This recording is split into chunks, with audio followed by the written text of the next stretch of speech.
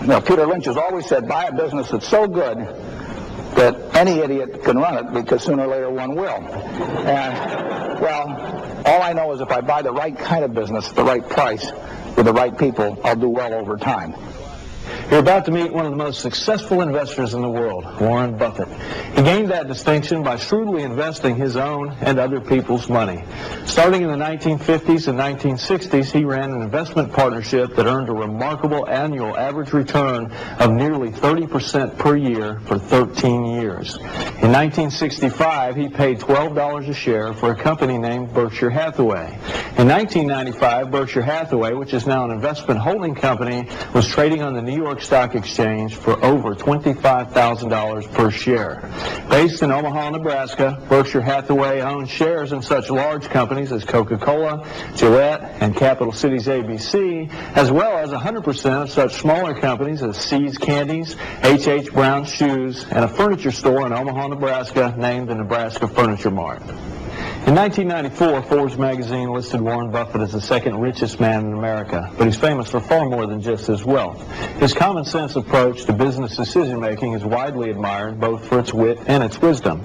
In what follows, you'll hear about how he chooses companies to buy, about his views on predicting the stock market, and about some of his favorite people, including Rose Blumpkin, the 101-year-old founder of the Nebraska Furniture Mart. The format's the one he enjoys the most, a dialogue with a group of students who are invited to throw at him any questions they like. He begins with a story about near disaster in the financial world. It happened when the top management of the huge Wall Street securities firm of Salomon Brothers, in which Berkshire Hathaway held a stake, was forced to resign after a treasury bond trading scandal. Mr. Buffett stepped in as chairman, and his first challenge was to find the right man to run the highly leveraged company, and fast. I really had a lesson on unemployment a few years ago. When on August 14th of 1991, I got a phone call at 6:45 in the morning. It was the top management of Salomon, and they told me at 6:45 essentially that the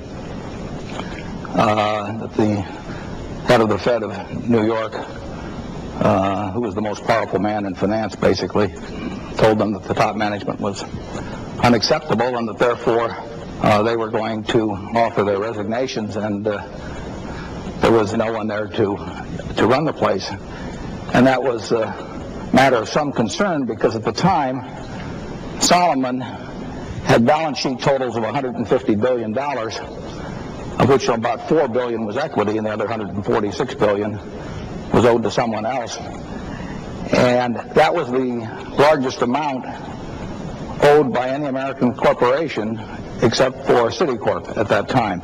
It's larger than the liabilities of the Prudential Insurance Company, larger than the liabilities of the Bank of America, Merrill Lynch, American Express, whatever. And there was one problem about this $146 billion. A very high percentage of it came due within a few weeks.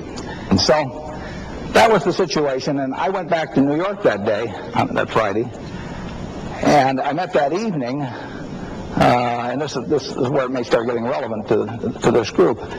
One of the problems I was going to have the following week was I needed somebody to run the place. There were 8,000 people and this $150 billion of balance sheet assets and liabilities and a complex business. And essentially somebody had to be making decisions minute by minute about the operations, because I was going to have to be dealing with regulators and legislators and people of that sort. So I met 12 people, roughly 12, that evening, a dozen or so. And I probably knew 4 or 5 of them by sight. And there were probably 6 or 7 that I didn't know, although I probably knew their names. So as I interviewed these people, making what for me was the most important hire by far that I'll ever have to make, it may be of interest to you, because it may not be quite as dramatic a time when you get hired, but it may be some of the same things going through the person that's looking at you, the mind of the person that's looking at you. The good news is I did not ask them their grades in business school. The bad news, of course, is I didn't ask them whether they'd been to business school at all. I never looked at a resume. It wouldn't have made any difference. I knew that all 12 had the IQ to handle the job. No one had gotten to that position in the firm without being smart enough to know all the instruments and know how markets worked and all of that sort of thing. So it wasn't a question of IQ at all. It's just sort of hearing how their machinery works, and you can tell the people that are very full of themselves. I mean, that's very easy to do. You find a few of those in investment banking, believe it or not. You know, you can probably detect perhaps the ones that aren't going to have the courage in a situation like that. But I wanted the qualities, you know, the same thing Ben Franklin wrote about a couple hundred years ago. The people who are always willing to give the other person more credit than themselves, and who don't cut corners, and who deliver all their promise and a little extra. And essentially, I was very lucky because I found that individual, a fellow named Derek Maughan, and the next day, the board met, and we had a lot of complications that day, and we had a group of about 200 reporters, probably about this size, in an auditorium would come in on Sunday to cover this story, and I walked out, they assembled at about 2:30, I walked out of the directors' meeting about 2:45. It was late because of other problems, and there these 12 were, and I just walked up to Derek, and I tapped them on the chest, and I said, "You're it, pal," and we went right down to the auditorium, and 200 or so reporters fired questions at him for 3 hours while he sat up at the podium with about 2 minutes' notice that he was going to be running the firm. A month later, Derek Maughan never had asked me what he was getting paid. The question of his salary had never come up. Forget about stock options or anything like that. Never came up. He just walked right up and never said a word about it, and took on the job. Worked 18-hour days for months and months and months. Showed uncanny judgment about what to bring up to me and what not to bring up to me, and all sorts of things like that. And I often use this illustration with a class, is that I say to them, if you were looked under your seat today and one of you had this lucky ticket, and the one who had that ticket got to pick one of their classmates, who'd been together for a couple of years or whatever, and you got to pick one of your classmates, and you could pick anyone you wanted to. You had an hour to make the decision, and you would get 10% of the earnings of that individual for the rest of their life. And you don't pick the guy with the richest father in the class, but we'll assume you pick everybody starting from scratch. But what would you think about in that hour in terms of who you picked? Would you think about who had the highest grades in the class? Probably not. Would you think about who had the highest IQ? Probably not. You know, the best looking? Probably not. A whole bunch of things would go through your mind. I think you'd be amazed at how most of you would settle on a relatively few individuals. But the interesting thing is that when you think about what's going through your mind, you're not thinking about things that are impossible for you to achieve yourself. You're not thinking about who can jump 7 feet, who can throw a football 65 yards, who can recite pi to 300 digits or whatever it may be. You're thinking about a whole bunch of qualities of character. And the truth is that every one of those qualities is obtainable. They're largely a matter of habit. Ben Franklin, and actually my old boss Ben Graham, when he was 12 years old, wrote down all the qualities that he admired in other people, and he wrote down the qualities that he found objectionable.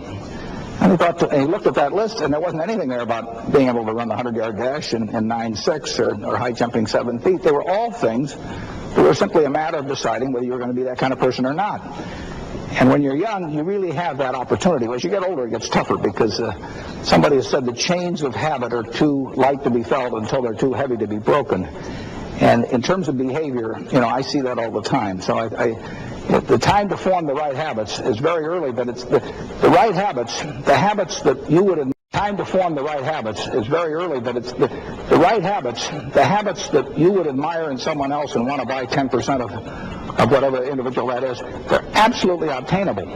And if you had to sell short one other member of your class, these deals always come with a hooker, and you had to pay 10% of their earnings, again, you wouldn't pick the person with the lowest grades or anything. You'd think about the person who always cut corners or claimed credit for things that they didn't do, never showed up on time. All these little things that seem like nothing, but they determine whether if you have a 300 horsepower motor, whether you get 300 horsepower output out of it or whether you get a whole lot less.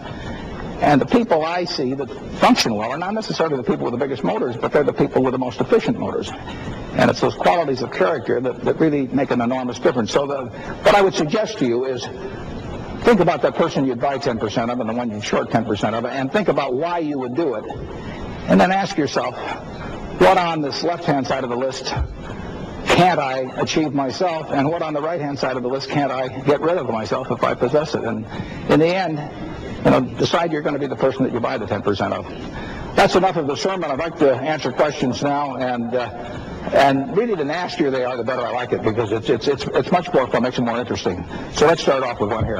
Mr. Buffett, I was reading, it sounds like you and Charlie Munger's analysis of some companies is very back of the envelope.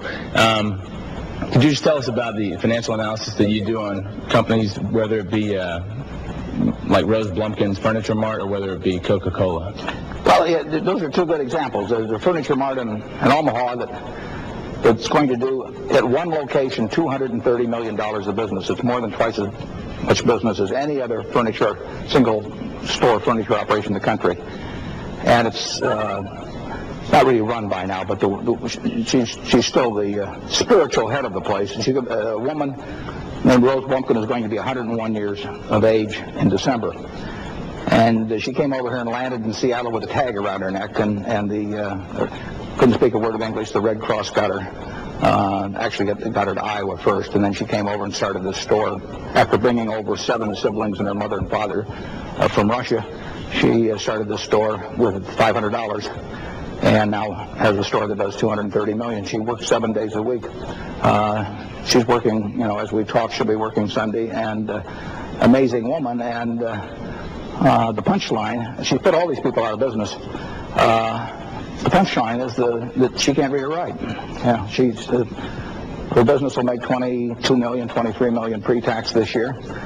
If you told her this room was 47 by 38, she would tell you how many square yards that is in her head, and extend it out at $5.98 a yard and add the sales tax and knock off something because she liked you. It is a real story. So I would say, incidentally, on something like that, that's all the analysis you need. If you can buy into a business that's run by somebody or with their family that runs it that way.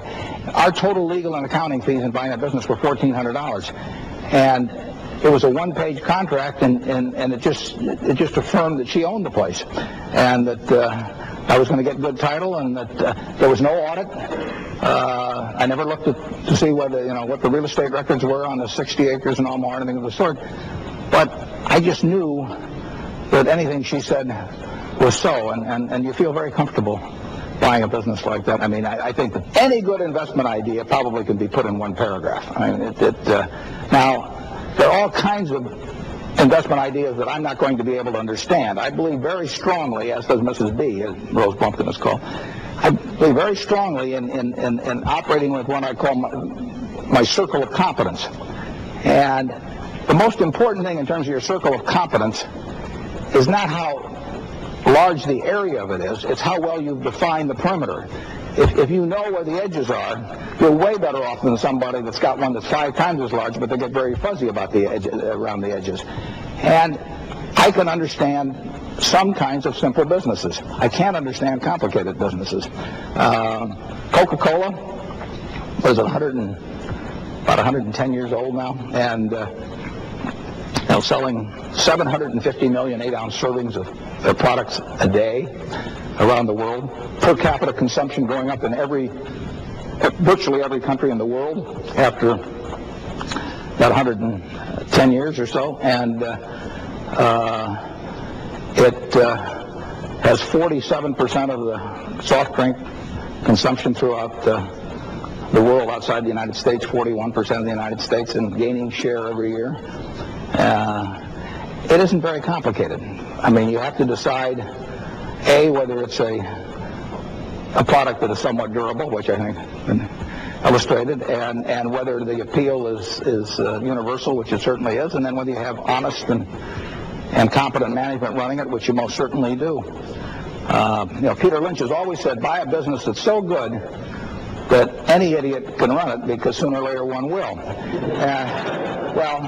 We would like to buy a business like that, and then we'd like a terrific guy running it. And we had 2 terrific people at Coke running it.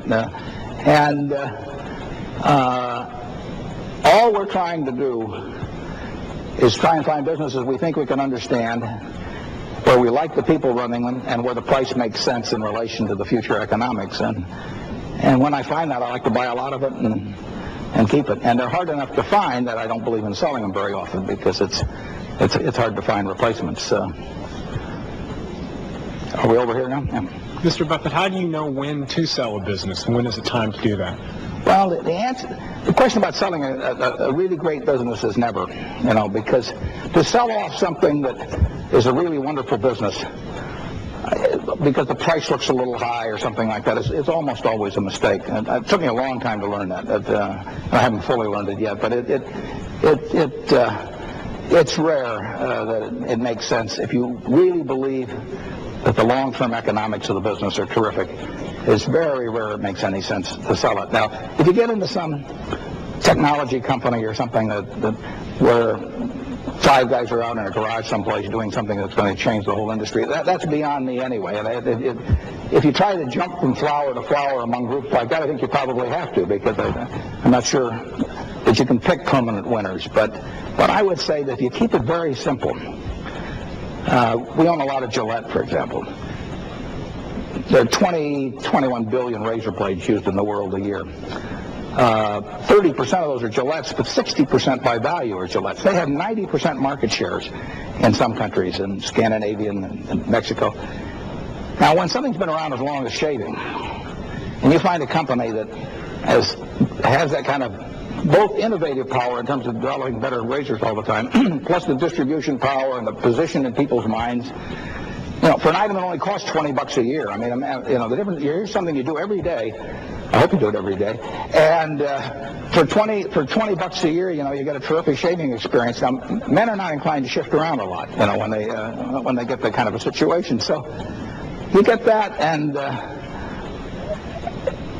who knew was come into the blade market? Wilkinson 30 years ago had a shot for a period like that, and they didn't take advantage of it with a stainless steel blade. But it's not going to change a lot. And I like businesses where I think I know what it's going to look like in 5 or 10 or 15 or 20 years. And I think I know what Gillette will look like, and I think I know what Coke will look like. And it opens up around the whole. I mean, for one thing, you go to bed feeling very comfortable. Just thinking of 2.5 billion males with hair growing while you sleep. I mean, no one at Gillette has trouble sleeping. I mean, it's like investments. That's the beauty of the investment business. I don't have to be right on all of these companies I don't understand. I don't have to be right on Oracle Systems or Microsoft or DuPont. I just have to be right on one decision a year. It's a beautiful business that way. I was in the department store business for a while. Don't ask me why. But I was in it, and if my competitor air conditioned, I had air conditioned. If my competitor offered 18-month terms instead of 12-month terms, I had to offer it. If you put in an escalator, I had to put in. All of those were defensive decisions. I had to make those like that. I mean, he was throwing pitches at me, and I had to swing, no matter whether the ball was good or not. But in investments, there's no such thing as a called strike.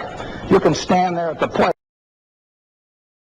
Very rich, because you would think about every single one you made, and when you knew enough to make a decision, you'd do it on a big scale. But buying businesses on Wall Street is so easy. You can buy one at 10 o'clock and sell it at 10:05, and you can become a part owner of General Electric at 10:10. That the very ease with which that can be done causes people to do a lot of things that don't make a lot of sense. But most of the fortunes have been made in relatively few securities, and ones that were held for a very long time, and ones that the buyer understood. Yep.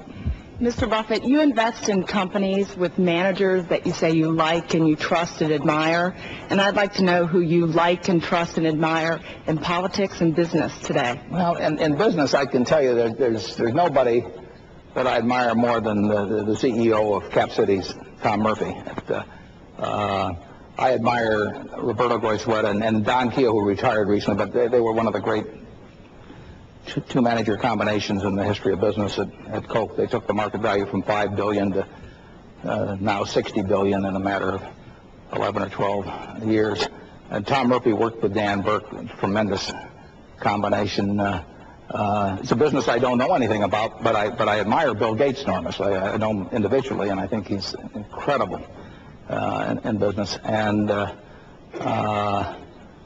so I do believe that. I only believe in working with people I like. I mean, and we have a very small office. We have maybe 10 or 11 people there, but I think it's crazy to take a job or work with people that cause your stomach to churn and keep you up at night and all of that. And if you're in a job like that, think about changing it. I've said that working with people you don't like in business is really like marrying for money, which is probably a bad idea under any circumstances, but it's crazy if you're already rich, right? So I work with people I like. I mean, I tap dance every day to work, and I'm with people that I think they're terrific. I admire them. I gave a talk to some student at Harvard asked me to talk last year. He said, who should I go to work for? I said, well, go to work for whomever you admire the most. And got a call from the dean about 2 weeks later. He said, what'd you tell these kids? He said, they're all becoming self-employed.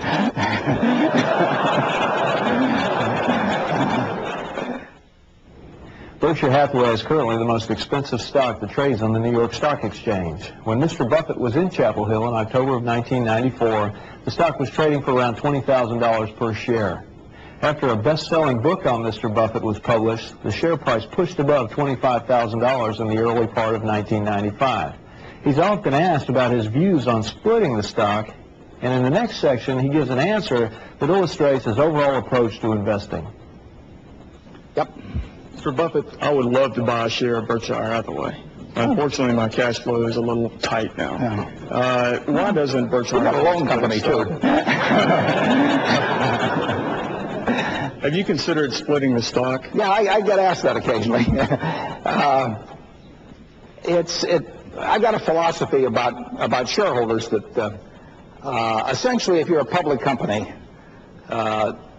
anybody can become your partner in the business. I mean, if I was going to decide to build a motel here or start a mini steel works or something, I could invite 10 or 12 people to be my partners, and I would be sure they would be compatible with me because I'd select them, and they'd select me. And in a private business, private partnership, you should get a good relationship among the owners because they have a chance to sit down and decide who wants to be associated with whom. But in a public company, anybody can buy or sell. I mean, you can have anybody. The only qualification is money, which, as you mentioned, is sometimes a limiting factor. But at Berkshire, I want to get people as shareholders, as partners of mine, who have got the same expectations, the same time horizons, the same methods of measurement that I have. I mean, it's crazy to go into business with somebody that's got entirely different expectations than you have. So the only way I can affect that, since anybody can buy it, is by my communications and policies. I will try to follow policies, and I will try to communicate with the people who are my partners or my would-be partners, so that the right kind of people, in terms of expectations, I don't mean the right kind of people that they're necessarily people you want to have at a cocktail party or something, but the people who are going to be happy when I'm happy with results and who are going to be unhappy when I'm unhappy. The worst thing in the world, though, we could stick a sign outside this hall tonight, and we could put rock concert on it, and we'd have one kind of crowd come in. And we could put ballet, and we'd have a somewhat different kind of crowd come in. Both crowds are fine, but it's a terrible mistake to put rock concert out there if you're going to have a ballet or vice versa. And the only way I have of sticking a sign on Berkshire as to the kind of place I'm asking people to enter is through the communications and policies. Splitting the stock is a relatively minor item in that. But essentially, I would rather have people as owners that expect to own it the rest of their lives. I mean, ideally, I don't want anybody to say about selling it next week or next month or next year. They may change their mind, and that's fine. But I really want them to go in the idea that they're going into partnership with me for the rest of their lives. And if they're buying because they think the stock is going to be split 50 for 1, or because they think the earnings are going to be up next quarter or something like that, they're not terrible people, but they are going to change their mind after they get into the hall, and they're going to think this is the wrong kind of place. All the seats are going to be occupied. That's the nature of the stock market. All the shares of General Motors or Berkshire Hathaway or General Electric are going to be owned by somebody. And it makes sense, in my view, to follow policies that get people that are as close to you in objectives and expectations as you can have. And by not splitting, we've eliminated some people we wouldn't like to eliminate. We've also eliminated all the kind of people that are basically interested in trading stocks actively. And that's that's a good group from my standpoint. The New York Stock Exchange is not wild about it because we probably, well, I know we have by far the lowest turnover relative to capitalization of any stock on the exchange. But that, to me, that's terrific. I mean, if I had a club or if I was preaching at a church, I would not measure my success by how often, how frequent the turnover of the congregation was or the club membership would be. I would really like the idea nobody wanted to leave their seat, so there wasn't any seat available for someone else. I was wondering if you could share a story with us as one of your investment non-successes or failures. Let's call them failures, yeah, right. Failures. Yeah. And maybe what it is, why it failed, and maybe some of the reasons that are lessons you learned from that failure that would be helpful to us. Yeah. I make more mistakes when I have a lot of cash around. I think your decision-making, my decision-making acuity folds or fades with extra cash because I just think there's more of a compulsion to do something when you're sitting around with cash than if you have to either sell something or maybe borrow money, although we're not big on borrowed money. So I would say that's been one causal factor over the years. Fortunately, most of the time I haven't had much cash around, so it's not been a major problem. But it has caused me. I'd like to think that's what caused it. Maybe it was just plain stupidity at the time. It has been. It's interesting. I made a study back when I ran a partnership with all our large investments, or larger investments. I think we've generally not had large losses relative to capital. The largest loss we've ever had, either in the partnership in Berkshire, probably was 2% of net worth. So the nature of not doing very many things and being careful about them probably will keep you from making big errors of commission. Now, errors of omission are the ones that are the big sins. And I wrote in a report a couple of years ago, I've got a thing in my report called Mistake du Jour, and I managed to come up with one every year too. And I started out to buy Fannie Mae, for example, back in 1988 or so. And for one reason or another, I just didn't follow through. We'd have made about $1.5 billion on that. I think we made about $5 million. Those are the mistakes you don't see. The mistakes you don't see are, in our case, are way bigger than the mistakes that you see. We owned 5% of the Walt Disney Company in 1966. The whole Walt Disney Company was selling for $80 million in 1966, debt-free.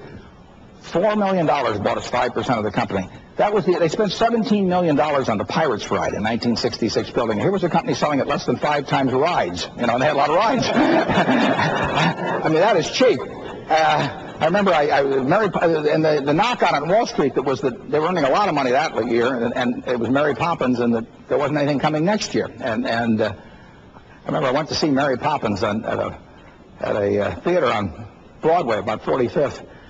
At about 2 in the afternoon, I've got a little attaché case and everything. I'm going to see Mary Poppins. I got up to this woman at the ticket booth, and I said, "I've got a kid around here someplace. I'm taking it." I was going to see if I thought this thing could be run over and over again in the future.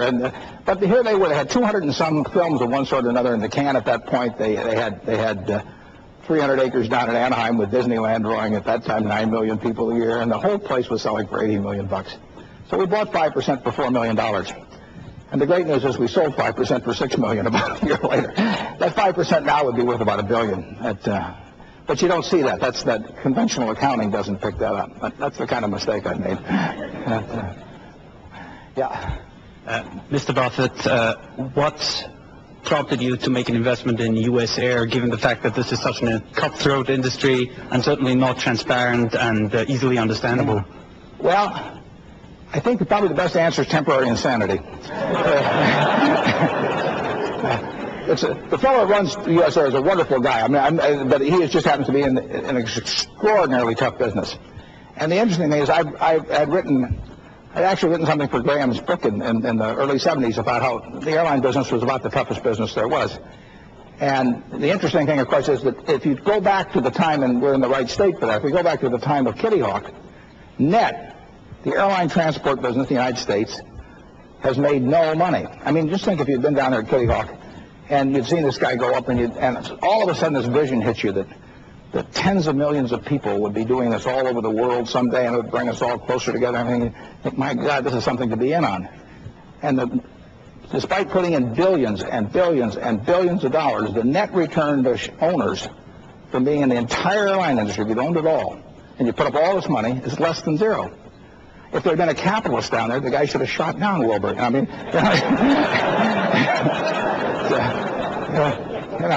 one small step for mankind and one huge step backwards for capitalism. But anyway,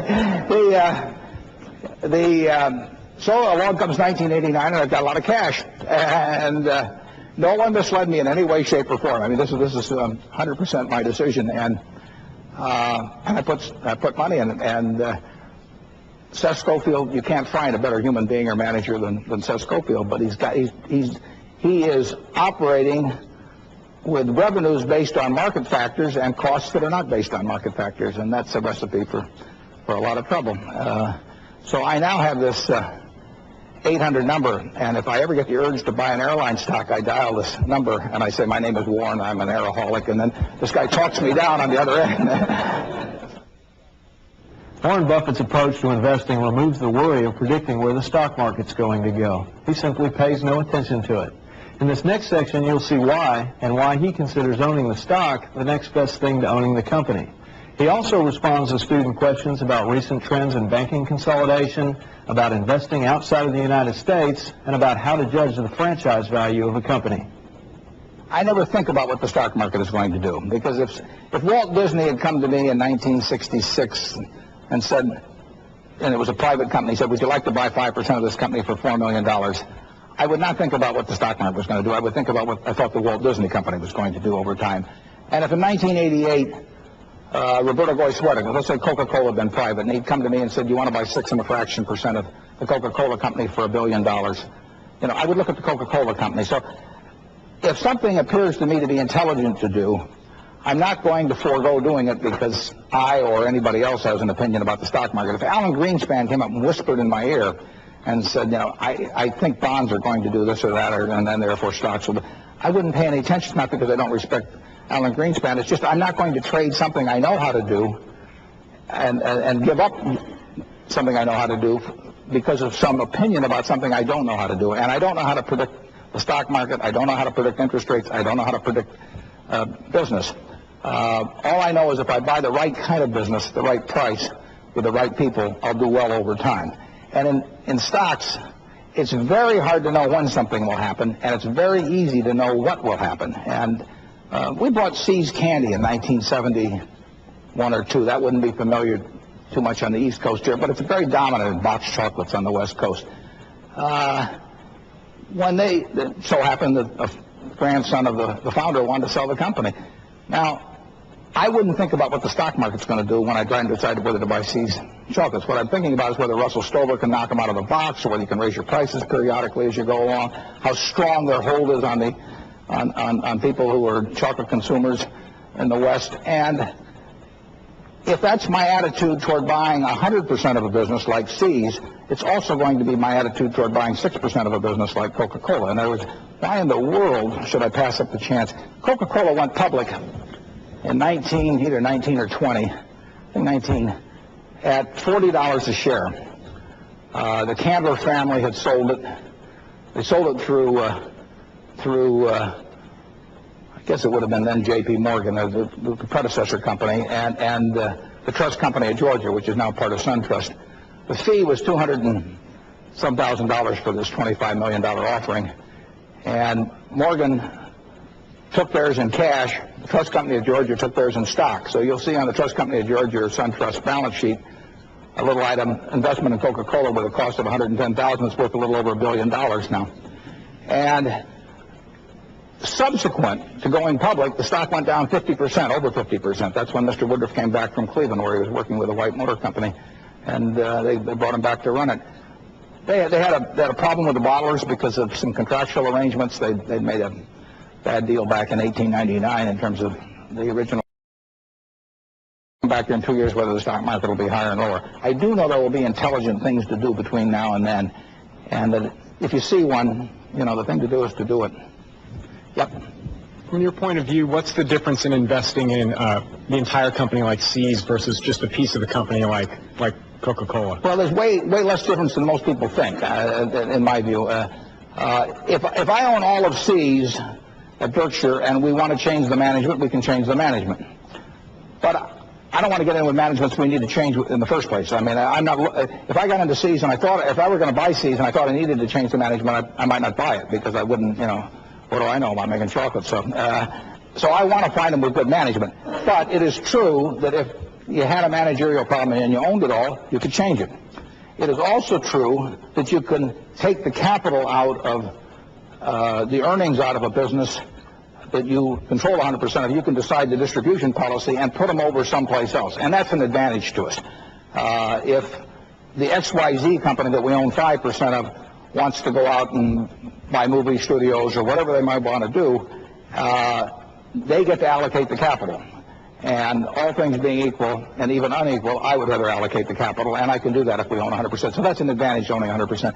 But it's so much more important to own a good business and be in with good managers than to have this little extra advantage of being able to change managers. That it's not a big difference. I would rather own the good business than own all of it. I mean, I'd like to own all of a Coca-Cola, but I'm not going to own all of Coca-Cola. So is that a reason not to buy 7%? No.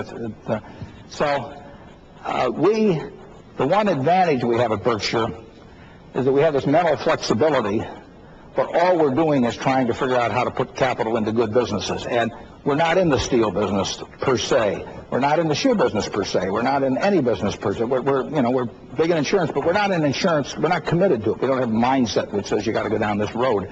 So we can take capital and we can move it into businesses that make sense, and that is an advantage. And since I don't come up the route from any one of these businesses, I've got that advantage of being somewhat detached, perhaps, and therefore objective. Then the question is whether it's smart, but at least I should be objective about it.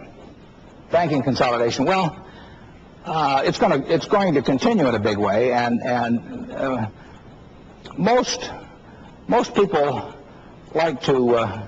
Most managers like to grow, and they like to grow intelligently if they can, but if they can't, they're also willing to grow in other ways. And it is, every year the American Banker, which is the daily banking publication, every year they list what used to be 13 or 14,000 banks by size. They don't list them by profitability. In the first 100, they used to show the pictures of the CEOs of the 100 largest banks. And I think that probably has some effect. If you start measuring yourself by size, they measure by assets, but the assets are always balanced off by liabilities in that strange accounting convention. It's the only business in the world where people brag about how much they owe. They say, I got a $100 billion bank, which means they owe $100 billion, but or close to it. But I myself do not see, among the banks I look at, economies of scale beyond certain points. There's always an advantage to being dominant in a market, but I'm not sure whether if you've got $200 billion spread across the country and 15% market shares, you're going to have a better business than the guy who's got 30% of the market in Rockford, Illinois, which we used to own a bank in Rockford, Illinois, and which made 2% on assets after tax, and was conservative in every respect, but that bank would earn less money as part of a larger institution. I'm convinced of that. So I don't see great advantages to shareholders in terms of major expansions of banks. I'm not saying it's all a mistake, because I've seen some good acquisitions. Wells Fargo made a terrific acquisition of Crocker, for example, some years back. But I think it will continue, and I think probably bank shareholders are going to be a little luckier than the acquiring banks shareholders. I was wondering if you would comment on your perspective of investments outside of the U.S. and in particular address your perspective on how you would hedge currency risk. Yeah, through Gillette makes about 2/3 of its money outside the United States. We own about 11% of Gillette, and Coke makes over 80% of its money outside the United States, and we own 7.7% of Coke. We love the kind of companies that can do well in international markets, obviously, and particularly where they're largely untapped. would we buy Coca-Cola if instead of being domiciled in Atlanta, it was domiciled in London or Amsterdam or someplace? The answer, of course, is yes. Would I like it quite as well? Probably just a tiny notch less, because there might be nuances of corporate governance factors or tax factors or attitudes toward capitalists or anything else that I might not quite understand quite as well, even in England, as I might in the United States. But so I prefer, by a small margin to many countries and by a large margin to other countries, I prefer a U.S. domicile operation. But I also prefer businesses that earn high returns on capital and all of that sort of thing. So we will look any place to find a good business. And I find it easier to find them in the U.S. I understand the accounting a little bit better. I probably have more insight into how they're going to function in the future, a little more here than in some other country. But I don't rule them out. On the other hand, the U.S. equity market is a $5 trillion market, and if I can't make money in a $5 trillion market, it may be a little bit of wishful thinking to think all I have to do is get a few thousand miles away and I'll start showing my stuff. Yeah. You and Mr. Munger have long talked about franchise value of businesses. And without tipping your hat, I'm just curious as to what areas what do you perceive as that it has franchise value right now? Well, franchise value, I mean, the real test is if they don't have your product, but they have something that somebody else says is similar, does the would-be purchaser walk out of the store, particularly if they can walk across the street and buy it? I mean, so if you go in and you say, I'd like a Hershey bar, and they say, well, we don't have Hershey bars, we've got this unmarked chocolate bar, that the owner of the place recommends. Now, if you'll walk across the street to buy a Hershey bar, or if you pay a nickel more for the bar than the unmarked bar, something like that, that's franchise value. And you have to maintain that in people's minds, but it's very important. That was our consideration. When we bought See's Candy, candy was selling for $1.95 a pound. And the question was, would people pay more for that candy as years went along and inflation took place? And the truth is that people, if they perceive that it's the best candy, or a significant percentage of them do in the area, or the dominant percentage do, you're going to do very well with a business like that. The franchise is in their mind. I mean, it's the experience they had. I mean, it's the first time they handed it to their girl and she kissed them afterwards or whatever, or slapped them. I mean, that's what we like them to do with the competitors' candy. But, and you know this, they're not going to go home on Valentine's Day and say, here, honey, here's 2 pounds of chocolates. I took the low bid. I mean, it just doesn't work. So if you've got the right kind of product that way, if you're Wrigley's chewing gum or whatever it may be, you're paying. You may be paying for taste in this case. You may be paying for a mental association that you have something. You may be paying for service availability or a lot of things. But that's franchise value. And then the question is how durable is it? How big is it and how durable is it? And I say that franchise is basically like a moat around your economic castle. Now, there's two things that are important. How big is the castle? Coca-Cola is a big castle. See's Candy is not a very big castle, but it's a castle. And around both of those, there's a moat. And that moat is either slightly eroding service, it may be based on employee training, it may be based on research, a lot of things. I mean, there are all kinds of things you're trying to do to make that moat bigger and bigger and to throw more piranha and crocodiles and et cetera into the moat. And you need a moat in business to protect you from some guy who's going to come along and offer it for a penny cheaper. That's what we're looking for all the time. And you can't find it all. You're not going to find it in carbon steel. You're not going to find it with an integrated oil company or something of the sort in all likelihood. But you will find it. You don't have to find very many. Very few. If you have 10 good ideas in the rest of your life, you can afford to give away 5 of them because you'll get very rich with a very few good ideas. Each year, the Berkshire Hathaway annual report is eagerly awaited by shareholders. That's because Mr. Buffett writes it himself. Part of the report, the chairman's letter, has become a widely cited source of business advice. In fact, the entire report is so readable that it's cited as a model for how financial reports should be written.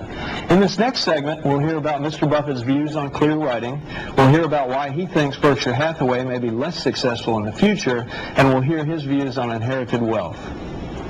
If you understand an idea, you can't express it so other people understand it. It's interesting, right? I find that every year when I write the report. I mean, I hit these blocks, and the block isn't because, I've run out of words in the dictionary. The block is because I haven't got it straight in my own mind yet. And there's nothing like writing to force you to think and get your thoughts straight. And if you want to communicate something to other investors, co-owners, or whatever it may be, it's quite possible to do it. I mean, I think based on what Chairman Levitt said, I think you're going to probably see a lot of improvement in that area. Same thing goes for accounting footnotes. I mean, I get accounting footnotes that I have trouble understanding. Well, the reason I have trouble understanding is the person that wrote it didn't want me to understand it. I mean, it's not impossible to write a footnote explaining deferred acquisition costs and life insurance, whatever you want to do. You could write it so people can understand it. And if it's written so you can't understand it, I am very suspicious. I mean, I probably won't invest. Well, I won't invest in the company where I can't understand a footnote, because I know they don't want me to understand it. The greater the amount of capital we work with at Berkshire, the worse we are going to do in terms of everything else being equal in terms of percentage returns on equity. And I've been telling our shareholders that for years. And the reason is very simple. That when I started out with $10,000, any security in the United States that I could find that seemed cheap could have a very significant impact on that amount of capital. Now, if we find something we can put $100 million in and we make 50%, that's $50 million pre-tax. It's about $32.5 million after tax, and that's 0.3% on net worth. So it takes very big ideas to have an impact, and our universe of potential investments has shrunk, or businesses that we can buy outright, has shrunk as our capital gets greater. We are down to where our universe is very, very small, and our returns cannot be as good in the future as in the past. When I started out, I went through Moody's and Standard & Poor's page by page. Every page, I just looked at companies, and I found Western Insurance Securities selling at 2 times earnings, or National American Insurance selling at 2 times earnings. I found a public utility in Genesee, New York, selling at less than 2 times earnings. That was just by turning the pages. But I could only put $5,000 or $10,000 or $50,000 in those things. They still had the capacity maybe to double my net worth or something of the sort, or more than that maybe. But that'd be useless for me to do that now at Berkshire. So a lot of money is a drag, but it has other advantages. I've read that you're not going to burden your children with the fortune that you've amassed. That's not the word they use, but you've got the idea. I was just wondering, to that extent, could you lend some words of wisdom about family and disciplining children with money? Well, my general belief is if you've got a lot of money, that you should probably, and I got this idea, this phrase from somebody else, but that you should leave your children enough money so they can do anything, but not enough so they can do nothing. And I think that there's probably a certain social justice in that. I think, and on top of that, I happen to think it's probably, in aggregate, it's probably best for development of individuals, although there could be lots of exceptions to that. But I have used the analogy that, I run into people all the time, at the country club, who say, isn't it terrible that these people are on welfare, and that they get food stamps, and then that just creates a cycle of dependency, and then you get second-generation welfare recipients because they were used to getting the food stamps from their welfare officer before, and they never stop to think that maybe inherited wealth is really just a lifetime supply of food stamps, given through a trust officer instead of a welfare officer. They never think about the debilitating effect of that, that waking up at age 10 seconds and finding out that you never have to work. Compare that to somebody that's probably got a couple of kids that they don't know what to do with, and have plenty of problems of their own, and are struggling, and they say, well, we're going to ruin this poor person's desire to work if we don't, if we give them something to let them buy a little food. I personally think that society is responsible for a very significant percentage of what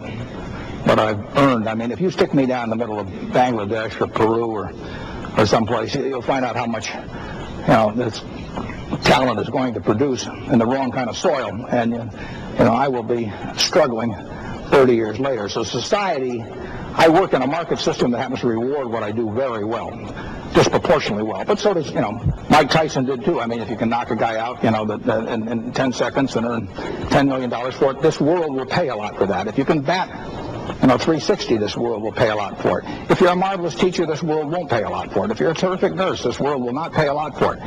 Now, am I going to try and come up with some comparable worth system that somehow distributes that? No, I don't think you can do that. But I do think that when you're treated enormously well by this market system, or in effect, the rest of society showers goods and services, or the ability to buy goods and services on you because of some peculiar talent.